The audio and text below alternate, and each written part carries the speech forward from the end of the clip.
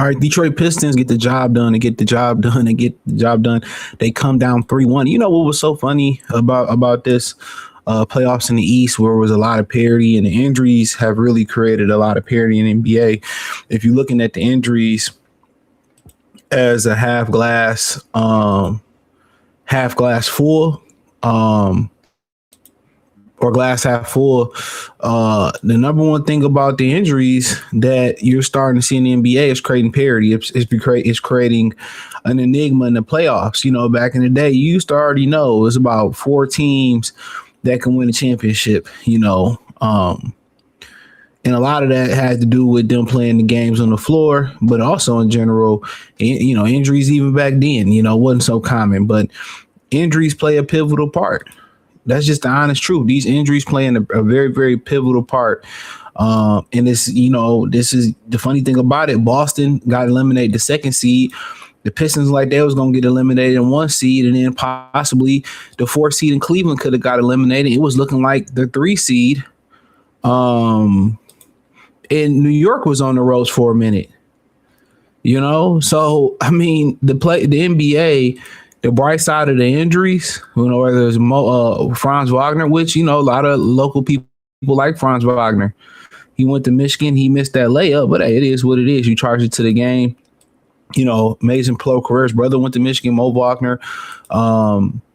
But, you know, Jason Tatum, I mean, Luka Doncic, Austin Reeves just came back.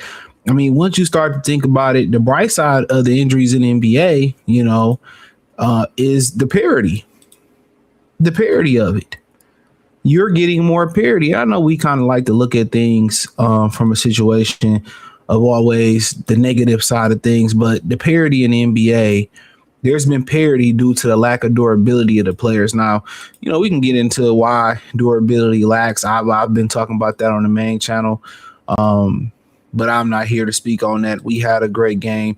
Some guy showed up to the show today for the Pistons, and obviously Paolo Brancho, you know, I think a lot of people deserve to give him an apology. He's one of my favorite NBA players. They was saying, he's trash if they lost the play-in game, and all he did was ball since they lost that 76ers play-in game. All he did was ball. And if I'm Orlando, you know, I don't break up Franz and Paolo. Maybe even keep Wendell Carter in there, but I look to go find me a guard that can settle into our offense, you know, and find me some shooting and some scoring off the bench. And if I think they can do that, I think, you know, Orlando is, you know, in Atlanta, they might be right up there in the East, you know, with everybody else. So I think they're in a good position. But when you're in small markets, they don't get the results. They like to blow the team up. I think it'd be a huge mistake if they blew this team up. I would say try to get in there and get you a guy like Ja Morant. I feel like that's who they should have went for last year. But, you know, maybe get you a stretch 5 like Vujovic that can, you know, pair up with Wendell Carter.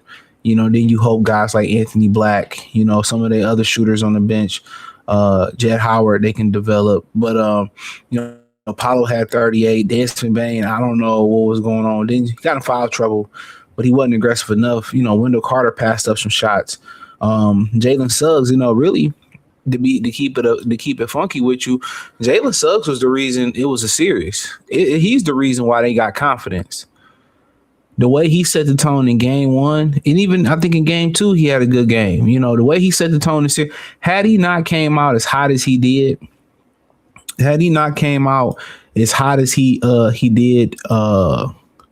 in game 1, I think Orlando would have went down 0-2, Franz or no Franz.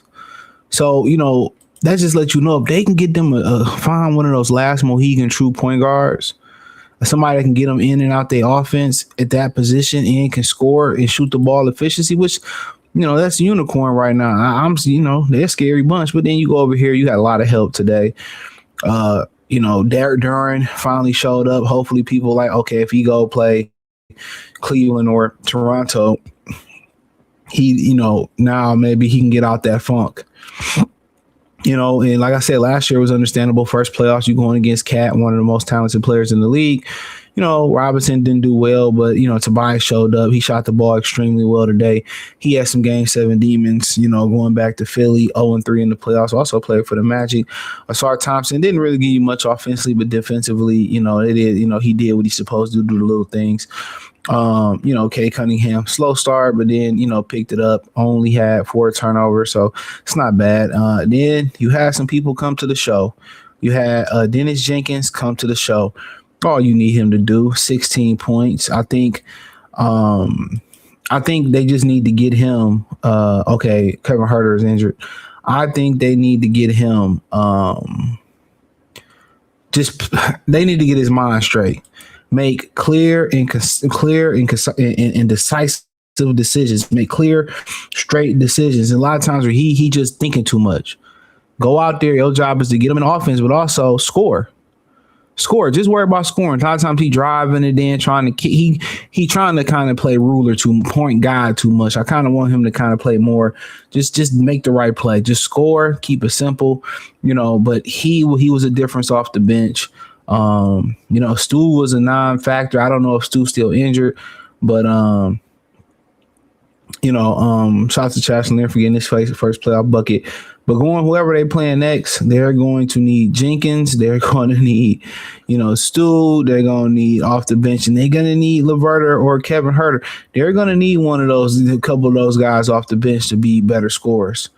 But it's exactly what I wanted to see in minutes. 29 from Jenkins, 14 from Green, and really shorten that rotation up. They shortened it up to 3. I mean, great minds think alike. I said that they need to shorten the rotation up to 3. So, another coaching move is he pulled Karis LeVert. He said, fuck that. We're going to ride and die with Jenkins and them. But I think next series, whoever it may be, he gonna need Huerter, LeVert, or somebody else, whether it's Sasser, to get him some buckets. That's just it has to be that way. And I already know they're making reservations to kind of reconstruct this roster a little bit. But Duren, he played well. Still kind of like Carter, just a bad matchup for him. And now if it's about the broad Angel Reese, I mean, like I said, all our heads, you've been living long enough abroad and all mixed our heads up before. It is what it is. So, he got a lot to prove in the next series. He do his job. They got a chance versus Toronto. They got a chance versus Cleveland. Most people believe it's going to be Cleveland. It's probably a foregone conclusion. I think Toronto dropped that game in game 5. I think it was game 5. They should have won game 5, and they would have closed them out in 6. So, but they got Jace Richardson over there too. Okay, they can get some, but Paulo showed a lot of heart. But Cade, just steady. If Cade ain't got it going early, unlike a lot of other players, he finds ways to get it going. That's what you like about Cade. He finds ways to get it going. Facilitate, defend. It's not score or bust.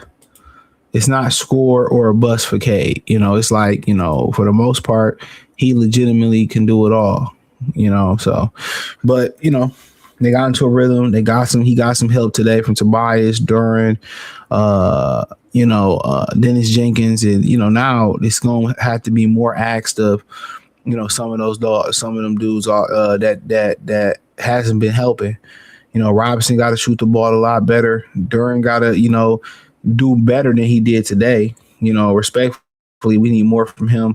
Can't ask too much more from what Tobias Harris been doing, but Asar Thompson just keep doing what he's doing, being aggressive. But then it's the 3 off the bench. You need more from Stu. You need, this from Dennis Jenkins, and then you need one more guy off that bench. That's gonna score. Whether they either Huerter, LeVert, Wu. And one thing, the difference between Wu and LeVert and Huerter is Wu is just going to defend and shoot the ball. That's what he going to do. Karis need to kind of put the ball on the floor a little bit. And that's an issue. But, at some point, at some point they, one of them other guys, got to step up. Because Dennis Jenkins ain't going to be able to step up every night. You know what I mean? So and need some help. So, whether it's it's got to be one of those guys with the ability to stretch the floor, Sasser, LeVert, Huerter. I need that help from them. But, they turned it around. They did a phenomenal job. And on to the next round. They got that playoff monkey off their back. They found out how to close out a series, and simultaneously, not only did they find out how to close out a series, they also found out, how to close out, how to win in Game 7. So determination, grit, and I think, if my gut tells me Orlando's gonna blow it up, I tell you that right now. Knowing small markets, cheap owners, but if I'm Orlando, it's no way I blow it up.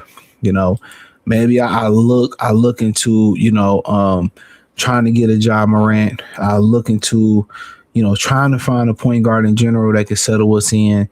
Maybe a shooting five, maybe a spark plug off the bench, and develop some of those guys. But but we gonna see, man. I wouldn't blow it up for Orlando, but for Detroit, I think it's inevitable. I think for us, it's inevitable that you're going to see a lot of changes come to the Pistons, even with winning this series. I think it's inevitable. I think you're going to see a point in where they go find more shooting, more reliable scoring. I think they're going to find another stud. I think they're going to find a stud to come off the bench that could score. I just think it's a foregone conclusion that this roster is going to look a lot different. I would go ahead and say completely different come next season. I think, you're going to see a Markin and a Trey Murphy, a Kyrie, maybe even moving up in the draft for fun. You're going to look different. And then also it could look different from internally. Chaz Lanier, Ron Hollins getting better. They're going to try to internally build what I think now, kind of with, Jason Tatum's Achilles unsure, Boston unsure, Atlanta coming up, Indiana kind of getting back in the mix. Orlando, hopefully they don't tear it down. A lot of these teams could be tore down, to be honest with you. I'm being funky with you. When you look at the East, if Cleveland lose, there's rumors that Harden is a free agent, rumors that they're ready to move on from Mitchell. If New York lose in the second round, to Joel, they could be blown up. Obviously, the 76ers, they have a bright future along with Detroit, the Hawks, and Orlando if they stay intact. And Charlotte looking like they on the rise, but we've seen that, that April Fool's play before. But a lot of this shit can change. Philadelphia could be blown up too. But they got a bright future with the backcourt. So Paul could be gone. Who knows? So, right now, if there's any time that somebody that's been dying to make the finals out east, right? Somebody that see that void, like it's now or never. Out of all the teams left, it's New York. It's New York. It's New York Knicks. If the Knicks don't make it this year, they probably can never make it in the foreseeable future. This is, to be honest, this is their year to make it. Joel is playing on fumes, and they got bodies to match Joel and Mitchell Robinson and Cat. If they're gonna make the finals, it's gonna be the Knicks making the finals this year. If they don't make it this year, that core will not make it. I think Orlando is hot on the gun. Detroit is still hot on the gun with money to play with and pieces to move. You look at this Detroit roster, realistically, only guy that got a big contract is Cade. Tobias free, Herter free. Karras is a 1 year deal. There's a lot of pieces they can move. If you're looking at, Duran come back and play well, yeah, you got to pay Duran a bunch of money, but you can still acquire somebody before you even pay him. The owner is willing to pay the bag. So this roster could look a lot different, to be honest with you. So, if it's ever a time, now or never for the Knicks, it's now or never. They're not going to make it with this core if they don't get it done this year. And I'm just being 100% funky objective. It's not gonna happen. This is the perfect storm for the Knicks to do it. So if the Knicks don't do it this year, it ain't gonna happen for them in this window. So they best blow it up if it don't happen. So but yeah, Philadelphia, it's an interesting matchup for them. They playing game 1 tomorrow, so they're not wasting no time.